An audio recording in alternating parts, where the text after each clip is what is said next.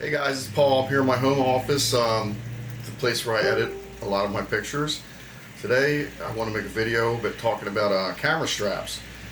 I was photographing the Naval Academy Media Day today, and after I was done I was walking out, and I've always been a big fan of these Domke Gripper straps. I've been using them for probably over 20 years, and I like them a lot, but occasionally they have failed me. Today, when I was walking out of the media day, the strap broke. It came undone from the little doohickey here. My camera dropped to the ground. Luckily, I caught it, but it did break the lens hood. It could have been a lot worse. So I got to just say, I'm very disappointed in the Domke straps. I don't know what I'm going to replace them with. If you guys have any suggestions out there, let me know.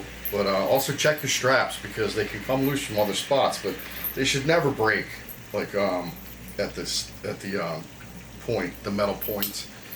So this is a big deal, because if I didn't have this on there, it would have broke. It would have probably definitely broke the camera. Also, if I didn't catch the thing as it hit, you can see. So just be careful out there.